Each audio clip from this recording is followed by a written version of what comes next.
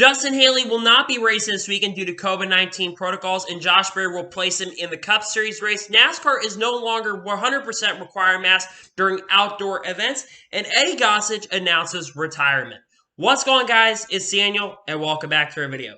We got a lot of NASCAR stories to discuss here today on the channel. Let's go ahead and just jump straight to. We're going to go ahead and start off all the paint scheme and sponsor news from the last couple days. Let's go ahead and just jump straight into those. First paint scheme we're going to take a look at is Ryan Vargas' 2021 Dry Day scheme that we are going to see this weekend here in the Xfinity Series at Dover International Speedway. Car looks really solid in my opinion. The colors match up very, very well. The JD Motorsports cars match up very well with the Dry Day scheme, and this scheme looks really, really awesome. The next paint scheme we're going to take a look at is Cameron Lawrence's 2021 Frontline Mobile Health scheme that we'll see in the Truck Series race at Circuit of the Americas. Very solid scheme, in my opinion. I think Raymond Brothers have had some pretty solid schemes so far this year. No, this one's no exception. I think did a pretty solid job on his paint scheme, and I can't wait to see this one out on the racetrack at Circuit of the Americas. The next paint scheme we're going to take a look at is Quinn Allen's 2021 Lion Vercata scheme that we will see this weekend at Dover International Speedway. Solid scheme overall, in my opinion. Starcom is really, really good in their paint scheme department. They might not be as good on the racetrack, but they're really good in their paint scheme department, and they did a very good job on this paint scheme. The next paint scheme we're going to take a look at is Tyler Reddick's 2021 Cat Incorporated Linkage Pin scheme that we will see, I believe, this weekend at Dover International Speedway. The Cat schemes always look really solid for Tyler Reddick. They've always looked really, really solid overall through the years. This one is really, really good. I'm definitely looking forward to see this one out on the racetrack this weekend at Dover International Speedway. The next paint scheme we're going to take a look at is Ryan Preece's 2021 Thomas scheme that we're going to see in multiple races this year, including this weekend at Dover International Speedway. Never heard of Thomas till coming into this weekend, but I actually like this paint scheme a lot. I think JT Doherty's had a lot of really, really bad paint schemes throughout the years, but this one I actually really do like a lot. The colors look really, really cool, and I'm definitely looking forward to see this paint scheme out on the racetrack at Dover International Speedway. The next paint scheme we're going to take a look at is Michael McDowell's 2021 RevolveFinance.com scheme that we are going to see this weekend at Dover International Speedway. Colors look great in my opinion. I'm not a big fan of the greenish on a little bit on the car, but the black looks really, really cool on the car. There are things that definitely would fix on the scheme for sure, but not a bad paint scheme overall, and it's really cool seeing Michael McDowell is continuing to pick up sponsorship as he continues to pick up new brands going forward. The next paint scheme we're going to take a look at is Greg Golding's 2021 Good Sam's Club scheme that we will see, I think, this weekend at Dover International Speedway. Solid scheme overall. Marcus Monis is sponsoring this weekend. Great to see that Marcus Monis is stepping up into the plate. It's a very good scheme in my honest and sincere opinion. The next paint scheme we're going to take a look at is Ricky Stenhouse Jr.'s Bush's Bean scheme that we are going to see this weekend at Dover International Speedway. Again, JT Doherty has kind of funneled a lot of their paint schemes. They've not been really, really good. But I think this one's really interesting. It's not my favorite scheme that I've seen from JT Doherty, but I think it's a pretty solid scheme. It's not a great scheme, but it's a pretty solid scheme overall. And I think that hopefully it will help him get back his momentum this weekend at Dover International Speedway. The next paint scheme we're going to take a look at is Eric Almirola's 2021 Y scheme that we are going to see this weekend at Dover International Speedway. I'm not a fan of this paint scheme. It's ugly. Does not look really, really good. The red number doesn't match up, but you also have the blue and the white gas strokes back there that just really don't make sense to me. I'm not a fan of this scheme overall. It's not a great scheme. I'm not looking forward to see this one out on the racetrack at Dover International Speedway this weekend. The next paint scheme we're going to take a look at is Jeremy Clement's 2021 Boost Pop scheme that we are going to see, I believe, at Pocono International Speedway. Great scheme. Beautiful. Colors look really, really awesome. That's really all I have to say about that. Looks really awesome, and it looks really, really solid. The next paint scheme we're going to take a look at is John Hernimachek's 2020 ACME scheme that we are going to see in the Xfinity Series race at Dover. He's going to be racing the Xfinity Series race at Dover International Speedway. Colors are really, really good. Very, very solid scheme overall. Sam Hunt Racing's had some really, really awesome schemes so far this year. This one is definitely no exception. They did a very good job on this paint scheme for sure. And I definitely cannot wait to see this paint scheme out on the racetrack at Dover this weekend. And maybe it will help John Hernimachek win in the Xfinity Series race at Dover International Speedway. The next paint scheme we're going to take a look at is Ross Chastain's 2020 Advent Health scheme that we are going to see at the Coca-Cola 600 at Charlotte Motor Speedway. We've seen the Advent Health schemes, but there's nothing bad about them. I think they've done a really good job on these Advent Health schemes over the years. This one looks really, really cool too. Definitely look forward to see this one out on the racetrack at the Coca-Cola 600 at Charlotte Motor Speedway. The next paint scheme we're going to take a look at is My Insider's 2021 Louisiana Hot Sauce scheme that we are going to see, I believe, this weekend at Dover International Speedway. First time Louisiana Hot Sauce, I believe, is sponsoring My Insider this year. This is actually personally one of my favorite Louisiana Hot Sauce schemes that My Insider has had. The colors blink. They're really, really good. I think that this one will look really, really good to see out on the racetrack at Dover this weekend in the NASCAR Xfinity Series. The next paint scheme we're going to take a look at is Jeb Burton's 2021 Chevrolet scheme that we will see this weekend in the Xfinity Series race at Dover International Speedway. They did a good job on the scheme. We're all looking at is Chevrolet, so generally when you have Chevy on your car, that means you're really not sponsored for the weekend, to be honest with you. But I think they did a good job on the scheme. It's similar to the Chevrolet accessory scheme, but I think they did a good job on the scheme overall, to be honest with you. And a final paint scheme that we are going to take a look at is going to be Kyle Weatherman's 2021 Thin Blue Line scheme that we are going to see this weekend in the Xfinity Series at Dover International Speedway. Good paint scheme overall, in my honest opinion. It's great to see that the police, of course, it is police swept, so of course there is a lot of sport going on for that right now, especially with the last stuff that's been going on politically, but they did a good job overall on this paint scheme, in my opinion. It's been something kind of similar to what Kyle Weatherman has ran in the past. There are schemes that he's ran. They did a good job on this one, and I'm definitely looking forward to see this one on the racetrack at Dover International Speedway this weekend. And now we're going to jump onto all the other major stories that we need to discuss on today's episode, because there's a lot of stuff. Let's go ahead and just jump straight to it. We're going to start off with G-Coin, as they're going to be sponsoring Joe Graf Jr. for multiple races this year in 2020, including next weekend at Circuit of the Americas. Great to see that G-Coin is stepping up to the plate and sponsoring Joe Graf Jr., and I'm definitely looking forward to see that for sure coming up here really, really soon. The next thing we're going to talk about is A&N Adjusters and Gilreath Farms, as they have expanded their partnership with Tommy Joe Martins for multiple more races this year, and they are going to be, Gilreath Farms is going to be serving as a primary sponsor for Tommy Joe Martins at Dover. They see a lot in Tommy Joe Martins, and Tommy Joe Martins the last 2 weeks has been really, really picking it up this year. He's been consistently a top 15 driver. He bounced back after some issues this past weekend at Darlington. It's great to see that Gilreath Farms and A&N Adjusters is stepping up the plate and going to sponsor Tommy Joe Martins. I'm definitely really excited about that. I think it's really, really cool that they're still coming in there and stepping up to the plate and helping out a guy like Tommy Joe Martins, who I think absolutely deserves it. It's great to see that A&N Adjusters is stepping up to the plate and doing that going forward. And now we're going to jump onto the next story of today's episode, as we're going to talk about the Pocono Trucks Race Series sponsor, as CRC and Brinkley 150 is going to be the title sponsor for the Truck Series. CRC is going to be sponsoring the weekend. Great to see the CRC stepping at a plate and sponsoring the Truck Series. There's been some really cool names. I think that this team is really, really cool. And hopefully we'll see a great Truck Series race with a great title sponsor name. And now we're going to jump onto the other sponsor race that we're going to talk about is Road America Cup Race officially has a sponsor name. So the Jockey Made in America 250 is going to be the title sponsor for the Cup Series race at Road America. I like that name a lot. I believe it's also going to be partnered by another company. Quick Trip, I think, is going to be the partner of that company as well. Great to see the name. It's very interesting for sure for the Road America race. It's going to be on July 4th. I like that name, though, very, very well. And I think that's a really cool name for that race. And now we're going to go ahead and jump on to the next story of today's episode, as we're going to talk about Ryan Ellis. As Ryan Ellis is going to be racing number 99 at Circuit of the Americas with Keen Parts as the sponsor. Ryan Ellis already raced earlier this year in the number 99 for Keen Parts at Darlington. I believe he finished in the top 20, if I'm not mistaken, in the number 99. Ryan Ellis is the guy that gets the best out of his equipment. There were rumors this year that he was going to run the number 32 for Go Fast Racing. That hasn't been 100% confirmed, but they're going to run her out this year. They haven't even entered a race, so we're looking to maybe run at the Bristol Dirt Race in the number 32 for Go Fast, but that did not get confirmed. But it's really cool to see that Ryan Ellis is still getting an opportunity to race in the NASCAR Xfinity Series and get an opportunity to race the number 99 at Circuit of the Americas. Definitely a very fantastic opportunity for sure going forward for Ryan Ellis. Now we're going to jump on to the next story of today's episode, as we're going to talk about Socios. As according to Adam Stern, Roush Fenway Racing has a deal with blockchain platform Socios to launch a branded digital fan token for $2 that will let owners vote on the organization's paint schemes for Waka's Lynn this year, among other rewards and promotions.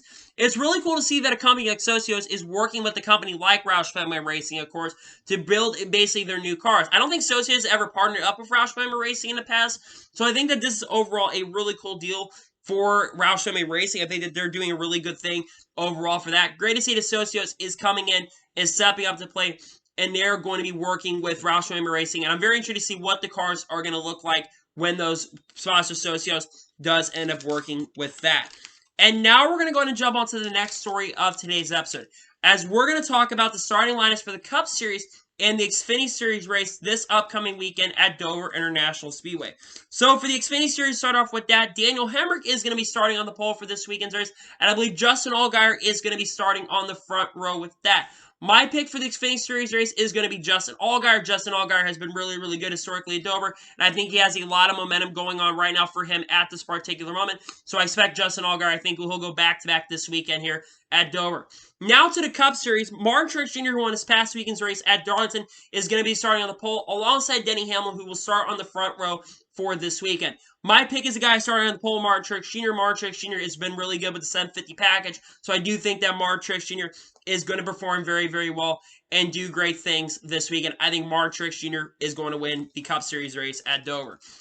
And now we're going to go on and jump into the first major story of today's episode, as we're talking about the appeal from the Xfinity Series. Remember I talked about how Noah Gragson was DNQ'd this past weekend at Darlington National Speedway? Well, the appeal happened Wednesday night, and Junior Motorsports has won the appeal of the Noah Gragson DNQ. He will receive his fourth place finish reinstated and also earn the $100,000 Dasher cash bonus. That means that he's won all three of the Dasher cash bonuses, $300,000. And AJ Allmendinger also will not be competing for the Dasher cash as well, as Noah Gragson takes over his place once again.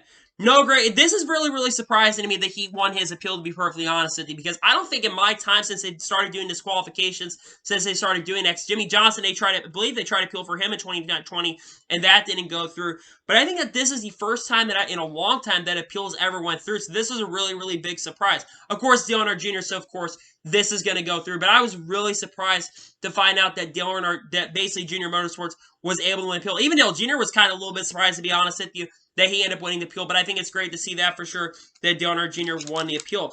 Because of this, there is now officially a new Xfinity Series rule that is going to be going in place. So, here is this rule. The left and right side rear coil springs must completely contact the upper and rear spring mounting plates at all times. The left and right side rear coil springs must be active in supporting the rear weight of the vehicles. This is previously only at Daytona and Talladega. This rule, a lot of people are calling the Noah Gragson rule because of this past post-race inspection that he was able to go through. I find it interesting. He passed pre-race inspection, failed post-race inspection, and then passed the appeal. There were a lot of people on that appeal board, and Roger Warner was the one who made that final decision. I think it's definitely really, really intriguing for sure that this went through, and definitely a new rule that is coming in the NASCAR Xfinity Series going forward. And now we're going to jump into the next story of today's episode, as we're talking about Elon Day. As Elon Day might miss the NASCAR Series season opener because of no flights are leaving Israel. If you've been paying attention to news, there's been a lot of war and conflict going on in the Middle East in countries like Israel and Turkey. As a matter of fact, in Formula 1, they have canceled Turkish Grand Prix, and I believe they're doing a doubleheader in Austria, and they're doing one race in France later this year. They moved France up a couple weeks. So unfortunately, Elon Day might miss it. He's going to for sure be missing practice today. He's supposed to potentially be flying out this evening, I think this evening, as a matter of fact, and he might end up missing the first race, which is really unfortunate because Elon Day is one of the greatest NASCAR Euro Series drivers of all time. Maybe come over to America and race at some point. But yeah, definitely really unfortunate to hear the news on Elon Day, because it's really sad to hear this, because Elon Day, of course, is a guy that's done really, really well. He's actually racing the NASCAR Cup Series, and I'm hoping he does get over there, but there might be a chance that he's going to miss a season opener at the NASCAR Euro Series. And now we're going to jump into the next story of today's episode, as we are talking finally about the National Fairgrounds. This is the big story that everybody has been talking about, because this past Tuesday, late in the evening around 5 o'clock, they had their open monthly town hall meeting, and people in support of the track and people against the track were at there. And I think a lot of people were really this past weekend. So here's really what's going on at this moment. Currently at this moment, according to Matt Weaver, he said that there right now is a 3-1 consensus in favor of the SMI acquiring the lease, with Jason Bergeron opposing. For the record, Jason Bergeron was trying to bring up politics in this situation, which I don't 100% agree with him on that. I think Jason Bergeron was getting his questions answered, and he kept trying to change up the questions, so I wasn't 100% in big support of what Jason Bergeron was trying to do right there. One thing that's also being proposed at the moment is SMI is proposing an 11 p.m. curfew for NASCAR's events at the National Fairgrounds. I think most of y'all know that one of the big complaints for this is noise. I think the people that did bring up the fact about the parking situation, I think that they had fair complaints. There definitely were a few people. There was one individual that brought up during it, and then it's changed to Wikipedia pages. She said during her, she was very, very angry. She said that there were 5 F1 tracks and 5 NASCAR tracks. I'm pretty sure in the United States right now there's only one F1 track, and that is in Circuit of the Americas. They're not even racing right now. Technically, there might be 2 Formula 1 races in Miami, but there's not 5 tracks in Nashville, or I guess there's 5 different GPs apparently, and she must be confused with IndyCar because there's one IndyCar race. And there's only technically two NASCAR tracks, even in this 2 or 3 NASCAR tracks, technically in the state of Tennessee, if you count the National Fairgrounds for ARCA, because ARCA is working with NASCAR, but he also had that. So I really did not agree with her on that, and I think that she needs to get her facts. But I will say one thing is that the city of Nashville has got to reach out, and the Fairground Board have got to reach out to the people because of the misinformation that's brought up in the meeting. I just really wanted to kind of talk about that real quick and jump into that because I think this story was really, really important to talk about. The main vote isn't until July 18th, and when that finally comes through, which I think if it keeps a 3-1, SMI will take over the National Fairgrounds and start working on that. They have noise mitigation. They have a lot of plans. I trust Jerry Caldwell and those guys over there to know what they're doing. They've done a lot of great things. They're trying to bring a lot of racetracks back, and hopefully things continue going forward, going right there. And now we're going to go ahead and jump onto the next story of today's episode, as we are going to talk about, actually, Tyler Reddick. As Tyler Reddick, according to the team roster portal that Toby Christie reported, that he will be racing in the Xfinity Series race at Circuit Americas in the number 31 for Jordan Anderson Racing later this year. Now, this has not been confirmed by the Jordan Anderson Racing Organization, but generally when a team roster portal reports on something like this, they generally have it right in that situation. So, in my opinion, I think this makes a lot of sense. I'm wondering if they're going to put him in the 31 car for Jordan Anderson Racing Xfinity Series, because Tyler Reddick, of course, being a 2-time Xfinity Series champion, he's someone that definitely knows how to get it done. He's done really, really well in the Xfinity Series. He ran a couple times this year, driving for Our Motorsports, trying to help them in points at that number 23 car. I think that Tyler Reddick will do a lot of good things in his car. He's been a pretty solid road course racer when he did race in the NASCAR Xfinity Series. Ran a couple times here, like I mentioned. I think that he'll do a lot of great things. Of course, Jordan Anderson Racing has not been able to race here due to the practice and qualifying situation where there's been no practice qualifying. We're finally going to have that, and unfortunately, he didn't get to qualify in Daytona in practice. We're finally going to get to have an opportunity coming up this weekend, next weekend, at Circuit of Americas. They need about 80 or 90 points to beat the number 13 car points. I'm hoping for that to come true. I hope that they can make it in because I think that Jordan Anderson Racing making the Xfinity Series would be really, really awesome. I'm hoping for this to come through going forward. And now we're going to jump onto the next story of today's episode, as we're talking about Jack Wood. As Jack Wood is going to be driving the number 24 for 2 races in the NASCAR Truck Series for GMS in this year in 2021 at Circuit Americas in Charlotte. You already know the backstory. We've talked about a week or two ago that Rafael Sard is no longer going to be driving the number 24 car. He's basically out of ride. He's currently looking for 2022. I think a lot of y'all probably don't really know who Jack Wood is. Jack Wood is currently driving in the ARCA Menard Series for their GMS program. He's done solid. He's not going up against guys like Corey Heim or Ty Gibbs for the ARCA Championship right now, but he's basically out there getting experience. I believe he's in the top 5 in points, if I'm not mistaken. He's had a couple solid runs. I believe he got a top 5 in the ARCA Menards race the last time they raced at Kansas Speedway. So I'm not sure how he's going to do, to be honest with you. We have to kind of have realistic expectations for Jack Wood because, again, he's a guy that's really just there to get experience. Only 18 years old, so he's a guy that's really out there looking for experience in the truck series. I think, of course, the goal hit for him is to try to contend because it is just a GMS truck, try to see if he can get a top 10. But I think realistically, I'm going to expect him to try to maybe get a top 20 because that's really realistic expectations. You can't really have extremely high expectations, especially for a guy like Jack Wood. I'm definitely wishing for the best of him, and good luck to Jack Wood in his NASCAR Truck Series debut at Circuit of the Americas. And now we're going to jump on to the next story of today's episode, as we're going to talk about Texas Motor Speedway. At Texas Motor Speedway, he's going to be having full capacity for the All-Stars. I think a lot of tracks going forward are starting to lift their restrictions on how many fans they can have at their tracks. We know that Atlanta Motor Speedway, Daytona, Darlington, among other tracks, including Kansas, are starting to lift it. We're starting to see more racetracks being available. And it's no surprise, of course, Texas doesn't have right now any bans going forward. They basically can have everything open up right now, and they're starting to go forward with that at this moment. I think it's great to see that Texas Motor Speedway is slowly but surely opening up very, very quickly. I hope things can continue going forward for that, because I like to see that track open up very, very soon. I want to see every track open up We'll talk more about some of that going forward, but really, really cool to see that Texas Motor Speedway is going to have full capacity. Now we're going to jump on to the next story of today's episode as we are talking about masks. As NASCAR is no longer going to be requiring masks while outdoors at garages and pits. Masks must still be worn indoors, though, in indoor buildings, but no longer when you're on pit road and in the garage area. You no longer have to wear masks. And the reason is NASCAR actually did some data and backing up and said there's been really zero transmissions when it comes to this. This is a very good step going forward. Now, I believe fans are still going to have to wear them, if I'm not mistaken. I got that information from Bob Pockers. He basically said it in Delaware for sure, at least for Dover, there's going to be 20,000 in the, I guess 20,000 fans are going to be there. You're still going to have to wear masks. But for the first time, masks do not have to be required at these races. NASCAR has been basically loosening restrictions left, right, and center. Like I mentioned, there's a lot of tracks that are starting to go to full capacity at the moment. I'm very excited to see this. And a lot of it is backup data, of course.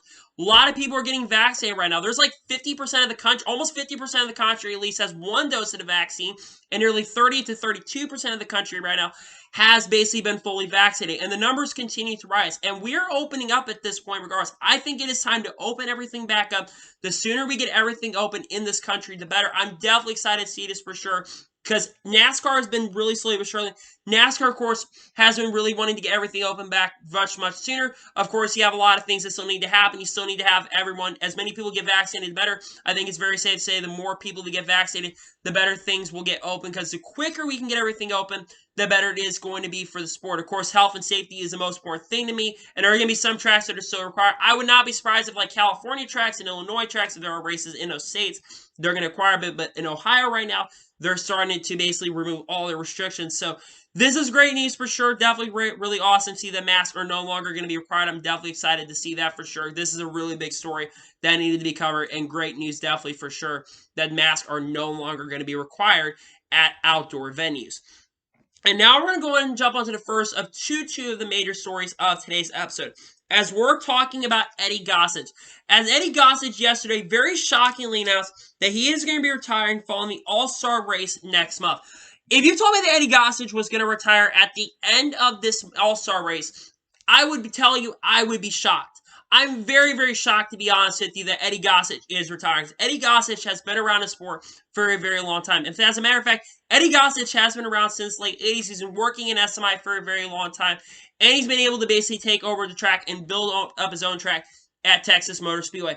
Now, of course, there's definitely people that are definitely celebrating this because of how bad Texas Motor Speedway has become since 2017. The racing over there, IndyCar for a few years, for the first couple years in IndyCar, were really, really good when they reconfigured it. But the racing generally has kind of been lackluster in all types of racing. But there's good things that Eddie Gossage has definitely done. Of course, a lot of promotion, bringing the same super trucks out there and stuff. But at the same time, there's been a lot of things that Eddie Gossage has done that have been absolutely awful. Of course, there's too many. In my opinion, they need to cut down the seats. I know there's been talk about that, and they probably should overall cut down the seats at Texas Motor Speedway. That's something that I think that could happen here very, very soon. I'd like to see that going forward. I think that's something that definitely needs to happen. But in regards to Eddie Gossage, man, the guy's been around for a very, very long time. And I definitely wishing for Eddie Gossage a very, very awesome and very well retirement. Because again, he's a guy that's done a lot of great things. Hate him all you want. He was a great promoter. He thought everything's bigger. They built Big Hoss TV. And again, I'm wondering who they're going to be end up replacing. And one thing I would like to see, at least for Texas Motor Speedway, is get that track fixed or bulldoze it if he can't fix it. I'd like to see if they can going forward. Because apparently he said he really didn't make the decisions in regards to Texas Motor Speedway.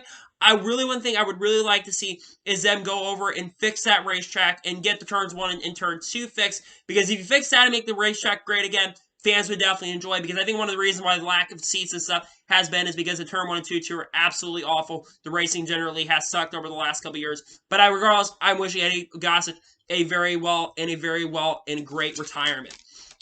And now we're going to jump on to the final major story of today's episode, as it was announced this morning that Justin Haley is not going to be racing at Dover Motor Speedway this weekend due to COVID-19 protocols. It looks like Justin Haley has tested positive for COVID-19. Because it is, Zane Smith is going to be replacing him in the number 11 car in the Xfinity Series race for him this weekend. Zane Smith, for those of you who know, is a really, really awesome driver in the Truck Series. He's been competing for the championship last year in his rookie year. Almost won the championship, as a matter of fact, and won multiple races. I know 2021 hasn't gone great for him, but one thing Zane Smith has done is he has raced in the NASCAR Xfinity Series in the past for Junior Motorsports and was really, really solid there in the Curse number 8 car. So I think Zane Smith has a really good shot at contending, especially since College racing equipment has definitely gotten better over the last couple years. And maybe in the future, Zane Smith could become a candidate for a College racing ride if that opens up and Justin Haley does go up to Cup for College or Spire Motorsports. I think that this was a really good opportunity for Zane Smith. I think that Zane Smith definitely has a shot of contending for the win if the car goes good for him. But I think at least he has a shot for a top 5 and definitely a top 10. Really great to see that. But one thing I want to say is I'm definitely wishing for the best for Justin Haley, and I'm hoping he recovers very, very quickly and jumps in. But because of this, he also was supposed to race in the Cup Series race. And the other side of this is Josh Berry is going to be making his official NASCAR Cup Series debut at Dover National Speedway, driving the number 77 for Spire Motorsports.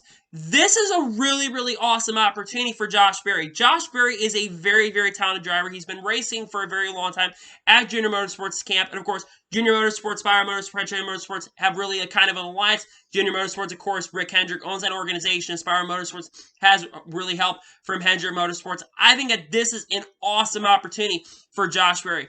Josh Berry is a very, very, very talented driver. He's done a lot of great things in his Xfinity Series. I mean, he ended up winning heads up at Martinsville, dominating Martinsville, and winning heads up there. And he's contended for wins for Junior Motorsports for years. He's racing for Xfinity Series for a long time at certain points, and I think that this is a great opportunity.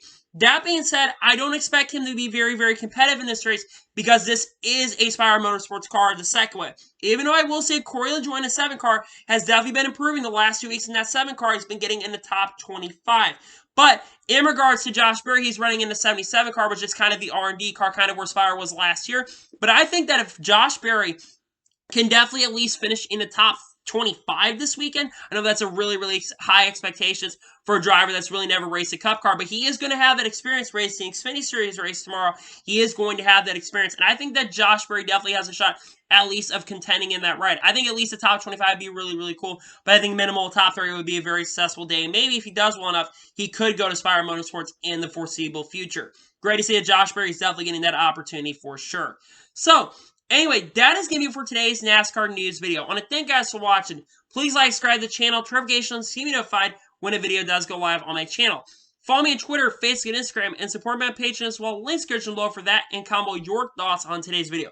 What are your thoughts about Josh Berry making his NASCAR Cup Series debut, and how well do you think he will do in his Cup Series debut? Let me know in the comments below. And what are your thoughts about all the other major NASCAR stories that we discussed today on the channel? Let's go ahead and just straight into it. So anyway, like I said, I want to thank you guys for watching today's video, and I'll see you guys next time for some more great and awesome NASCAR content. Take care, everybody.